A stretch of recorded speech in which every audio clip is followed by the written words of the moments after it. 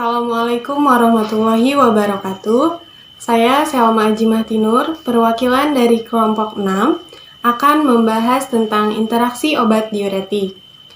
Di sini saya bekerja sama dengan teman saya, Kadek, dalam penyampaian materi ini. Kami akan membahas 8 kasus, sehingga masing-masing dari kami akan membahas 4 kasus. Dan literatur yang kami gunakan adalah Stokely Drug Interaction. Diuretik adalah obat yang berfungsi untuk membuang kelebihan garam dan air dari dalam tubuh melalui urin. Diuretik ini terbagi menjadi beberapa jenis. Ada tiazid, diuretik loop, diuretik hemat kalium, penghambat karbonat anhidrase, dan yang terakhir adalah diuretik osmotik. Pada umumnya, interaksi diuretik itu bersifat farmakodinamik alam, artinya bersifat secara tidak sengaja. Interaksi diuretik ini terjadi karena disebabkan oleh efek gabungan dari diuretik dan obat yang berinteraksi lainnya. Contoh nyata dari interaksi diuretik itu, seseorang bisa mengalami keadaan hipotensi yang disebabkan karena penggunaan loop diuretik dan beta blocker secara bersamaan. Atau seseorang dapat mengalami keadaan hiperkalemia, di mana hiperkalemia itu adalah jaringan kaliumnya yang ada di dalam darah itu sangat tinggi. Seseorang itu bisa mengalami hiperkalemia karena disebabkan penggunaan inhibitor ACE dan diuretik hemat kalium. Dan sekarang kita akan mulai membahas tentang kasus-kasus yang terdapat dalam interaksi diuretik dengan obat lainnya. Yang pertama adalah asetazolamid dan timolol. Asetazolamid ini merupakan salah satu obat golongan diuretik jenis penghambat karbonat anhidrase, di mana obat golongan ini dapat bekerja dengan meningkatkan konsentrasi asam bikarbonat, natrium, kalium, dan air yang ada di dalam tubuh yang akan dikeluarkan dari ginjal. Fungsinya, karbonat ini digunakan untuk menurunkan jumlah cairan yang ada di dalam bola mata dan terkadang dapat mengatasi penyakit akibat ketinggian. Sedangkan timolol adalah obat yang digunakan untuk menangani glaukoma. Glaukoma itu merupakan gangguan penglihatan. Obat ini merupakan golongan dari beta blocker yang kerjanya dengan cara menekan jumlah cairan dan mengurangi tekanan di dalam bola mata. Seperti yang sudah dijelaskan di awal tadi, bahwa obat diuretik jika dikonsumsi dengan beta blocker akan mengalami interaksi. Seorang pria lanjut usia dengan penyakit paru obstruktif kronis yang parah diberikan asetazolamid oral 750 mg dan timolol maleat 0,5% tetes mata, 1 tetes di setiap mata 2 kali sehari. Obat ini digunakan sebagai premediksi untuk mengurangi okular hipertensi sebelum operasi untuk glaukoma. Jadi, obat dari asetazolamid dan timolol ini pada seorang pria lanjut usia ini digunakan untuk premediksi. Premediksi ini pemberian obat sebelum induksi anestesi. Nah, setelah 5 hari penggunaan dari asetazolamid dan timolol ini, seorang pasiennya mengalami dyspnea dan keadaannya semakin memburuk. Dan dia didapatkan memiliki asidosis campuran yang akut. Selanjutnya, yang kedua adalah diuretik dan leukotriense. Laporan kasus menggambarkan bahwa seorang pasien mengalami hipokalemia yang menggunakan hidroklorotiazid dan akar manis. Interaksi ini mungkin saja terjadi karena penggunaan akar manis dengan hidroklorotiazid secara bersamaan. Karena hidroklorotiazid ini merupakan salah satu obat golongan tiazid yang bekerja dengan cara mengurangi penyerapan natrium di dalam ginjal, sehingga produksi urinnya meningkat. Selain itu, golongan ini dapat melebarkan pembuluh darah sehingga efektif untuk menurunkan tekanan darah. Jadi, seharusnya penggunaan hidroklorotiazid itu dapat efektif menurunkan tekanan darah. Namun, karena penggunaan hidroklorotiazid dibarengi dengan liqueris atau akar manis, akhirnya pasien mengalami hipokalemia. Hal ini terjadi karena liqueris atau akar manis itu memiliki aktivitas mineralokortikoid yang dapat menurunkan kalium level, sehingga efek ini mungkin aditif dengan efek dari penyelesaian kalium diuretik yang dapat menyebabkan hipokalemia yang signifikan secara klinis. Terdapat kasus seorang wanita berusia 41 tahun yang mengalami hipertensi tidak berhasil diobati dengan atenolol dan kandesartan. Kemudian, ia ditambahkan lagi dengan obat hidroklorotiazid. Namun, setelah penambahan hidroklorotiazid ini, pasien mengalami hipokalemi dengan kram otot dan kelemahan yang bertahan lebih dari 4 minggu setelah hidroklorotiazid ini dihentikan. Pasien ini telah menyangkal kalau dia telah memakan permen manis. Meskipun ia tidak memakan permen manis, tapi ternyata ia telah minum setidaknya 3 teh liter akar manis setiap hari. Selanjutnya, yang ketiga adalah loop diuretik plus H2 reseptor antagonis. Ranitidin dan sinetidin itu dapat menyebabkan peningkatan moderat pada biomobilitas furosemid, tetapi tanpa peningkatan terkait efek diuretik. Simetidin itu tampaknya tidak berinteraksi dengan furosemid. Dari loop diuretik dan H2 reseptor antagonis, contoh kasus yang akan diambil adalah obat furosemid. Dalam sebuah penelitian, terdapat 6 subjek sehat diberikan dosis tunggal simetidin 400 mg dapat meningkatkan rata-rata AUC furosemid sebesar sepertiga. Meskipun variasi antar pasiennya ini sangat luas, namun tidak ada perubahan dalam efek diuretik dari furosemid atau dalam farmakokinetik simetidin. Sebuah penelitian terkait menggunakan beberapa dosis simetidin selama 5 hari tidak menemukan interaksi farmakokinetik atau farmakodinamik. Penelitian serupa juga pada pasien dengan sirosis hati menemukan bahwa simetidin tidak berinteraksi dengan furosemid. Terdapat kasus lain pada pasien lansia yang serupa memiliki respon yang buruk terhadap furosemid, juga hidroklorotiazid, dan kemudian terhadap metazolam juga. Sampai ia berhenti minum ibuprofen 600 mg 4 kali setiap hari dan setidaknya meminum aspirin setiap hari untuk menghilangkan sakit kepalanya. Hal ini disebabkan karena adanya kombinasi obat, sehingga menyebabkan hipokalemia hiponatremia, yaitu di mana kondisi natriumnya rendah di dalam darah. Selanjutnya, yang keempat adalah loop diuretik plus NSAIDs. Antihipertensi dan diuretik loop efeknya tampaknya dikurangi oleh NSAIDs, termasuk koksib, meskipun luasnya interaksi ini sangat tergantung oleh NSAIDs individu. Diuretik dapat meningkatkan resiko gagal ginjal yang akut yang diinduksi oleh NSAIDs. Penggunaan NSAIDs secara bersamaan dengan loop diuretik dapat memperburuk gagal jantung kongestif dan meningkatkan resiko rawat inap.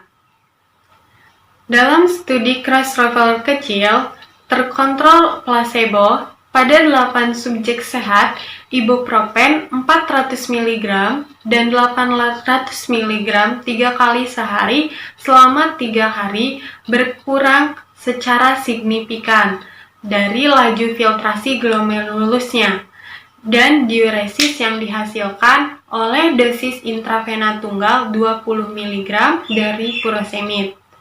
tetapi tidak mengubah ekskresi natrium loop diuretik seperti furosemid. Telah dilaporkan bahwa dapat menyebabkan gangguan pendengaran. Dan NSAIDE termasuk ibuprofen juga telah dilaporkan memiliki efek ototoksik yang secara teoritis dapat menjadi aditif. Penggolongan obat dari loop diuretik dan NSAIDs itu sangat banyak, sehingga kami hanya akan memaparkan golongan obat yang berinteraksi antara furosemid dengan ibuprofen. Terdapat sebuah kasus, seorang pria lanjut usia dengan gagal jantung mengkonsumsi digoxin isorbit dinitrat dan furosemid 80 mg setiap harinya. Kemudian, ia mengalami gagal jantung kongestif simptomatik dengan asites saat diberikan ibuprofen 400 mg 3 kali sehari. Kadar serum ureanya dan kretaninnya naik, sehingga ia tidak mengalami diuresis. Bahkan ketika kadar furosemidnya ditinggikan 2 kali lipat, ia tetap tidak melakukan diuresis. Namun, 2 hari setelah ibuprofen itu dihentikan, diuresis itu cepat terjadi. Fungsi ginjalnya kembali normal dan kondisinya membaik dengan stabil. Terdapat 18 subjek sehat diberikan furosemid oral 40 mg 1 jam setelah ranitidin intravenal 50 mg atau salin. Ranitidin dapat meningkatkan EUC furosemid sebesar 28% dan meningkatkan kadar serum maksimum sebesar 37%. Efek dari furosemid ini dapat sedikit meningkat karena adanya ranitidin, tetapi kepentingan klinisnya ini kecil sehingga tidak perlu ada tindakan khusus yang perlu dilakukan. Selanjutnya, furosemid. Dalam 11 subjek sehat, simetidin 300 mg 4 kali sehari selama 3 hari dilakukan. Ditemukan tidak berpengaruh farmakokinetik oral tunggal 10 mg dosis furosemid. Juga tidak ada perubahan volume urin atau ekskresi natrium, kalium, atau klorida. Oke, Assalamualaikum warahmatullahi wabarakatuh. Om Swastiastu. Perkenalkan, nama saya Nika Dedwidianti. Saya perwakilan dari kelompok 6. Di sini saya akan melanjutkan penjelasan dari teman saya, Selma Ajimahtiur, mengenai interaksi pada obat diuretik. Langsung saja. Yang pertama, loop diuretik dengan probenesid. Probenesid menurunkan pembersihan ginjal dan furosemid dan bumetanid, tetapi tampaknya secara tidak signifikan untuk mengubah keseluruhan dari efek diuretik. Kemudian probenesid mengurangi efek natriuretik dari piretanid, meskipun relevansi klinis dari hal ini tuh belum pasti. Kemudian di sini ada kasus, yaitu kasus furosemid, penggunaan bersamaan furosemid dengan probenesid telah dipelajari dengan seksama untuk menentukan mekanisme farmakologis ginjal loop diuretik. Kemudian pada satu penelitian, pasien yang diberikan furosemid 40 mg setiap hari menemukan bahwa penambahan probenesid 500 mg 2 kali sehari selama 3 hari mengurangi ekskresi urin mereka natrium sekitar 36%.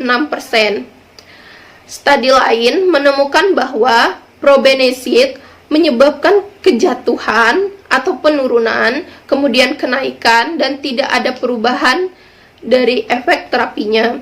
Kemudian pada diuresis sebagai respon terhadap furosemid dan menyebabkan pengurangan 35 hingga 80% pada pembersihan ginjal dari furosemid.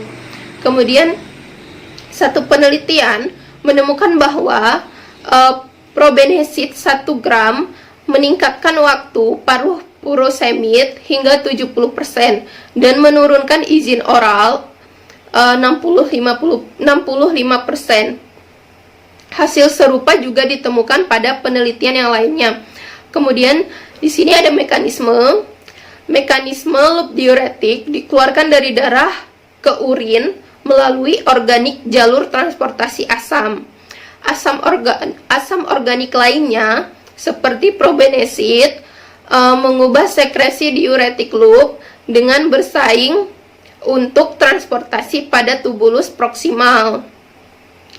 Nah, kemudian ini ada interaksi yang kedua, yaitu loop diuretik antara furosemid dengan penitoin.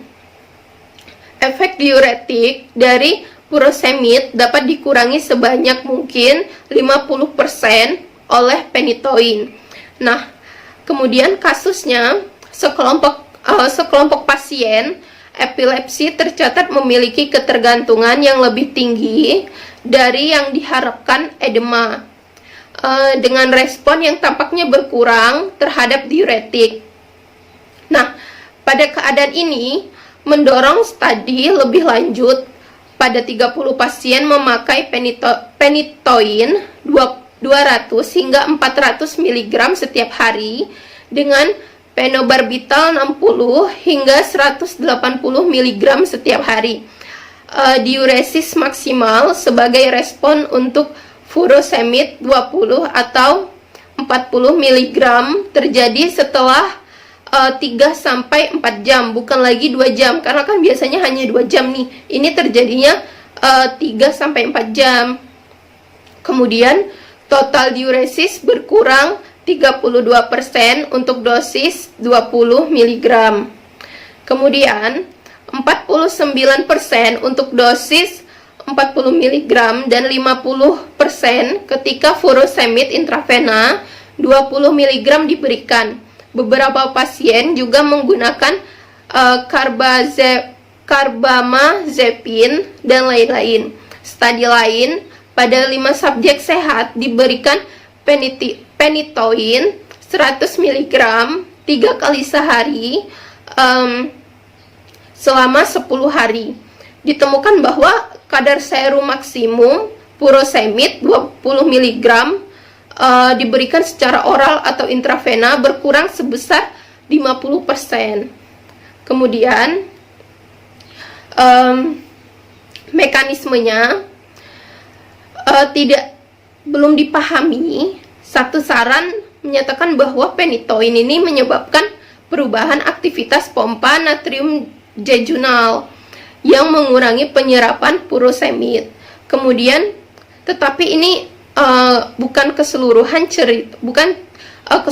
kasus, karena interaksi juga terjadi ketika furosemid diberikan secara intravena, dan saran lain itu berdasarkan pada bukti in vitro atau hewan adalah bahwa penitoin menghasilkan cairan membran yang menghalangi pengangkutan furosemid menjadi aktif, atau yang penitoin memusuhi efek diuretik dari furosemid dengan mengganggu mekanisme pompa tubular ginjal.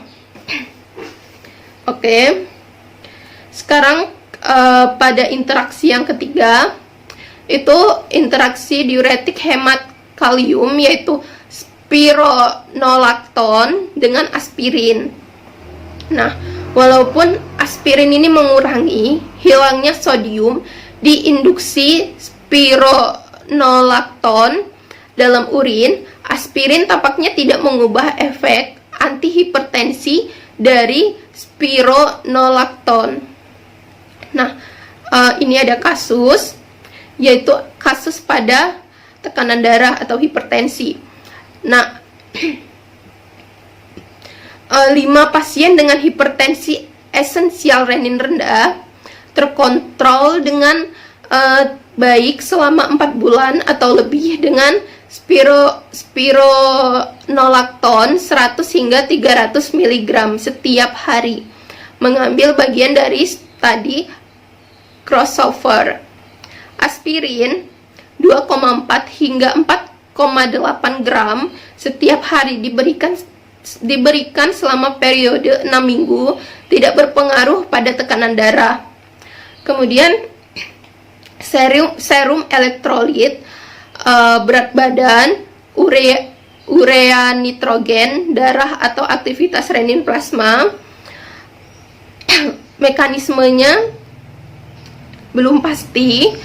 Ada bukti bahwa sekresi aktif kanrenon, metabolit aktif spironolakton dihambat oleh aspirin, tetapi signifikasi ini tidak sepenuhnya jelas. Kemudian pada interaksi yang keempat, yaitu diuretik hemat kalium antara spironolakton dengan dextropropoxifen atau propoxifen. Kemudian pada interaksi ini, sebuah laporan khusus tunggal menggambarkan perkembangan ginekomastia dan ruam ketika seorang pria menggunakan spironolakton diberi persiapan senyawa analgesik yang mengandung dextropropoxifen. Kemudian ada kasus seorang pasien yang telah menggunakan spironolakton dengan lancar selama 4 tahun mengalami pembengkakan payudara yang lembut dan ruam di dada beserta lehernya setiap 2 minggu setelah mulai menggunakan senyawa Darvon. Kemudian masalahnya hilang ketika kedua obat itu ditarik, tetapi ruam muncul kembali ketika senyawa Darvon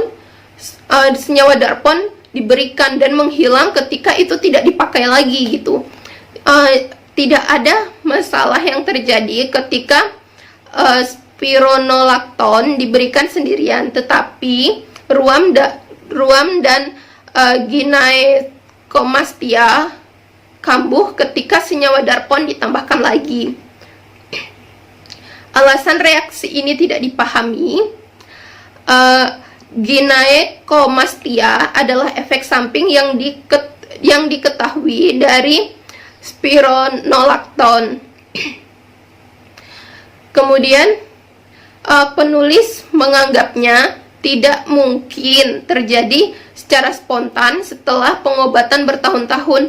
Akibatnya mereka menghubungkan reaksi dengan interaksi dengan Darvon compound, tetapi mengatakan mereka tidak memastikan komponen mana yang bertanggung jawab. Nah, ini tuh merupakan kasus terisolasi karena itu tidak diharapkan memiliki relevansi umum. Oke, sekian video dari kami. Jika ada salah kata, kami mohon maaf. Kepada Tuhan kami mohon ampun. Sekian. Terima kasih. Wassalamualaikum warahmatullahi wabarakatuh. Om Santi Santi Santi Om.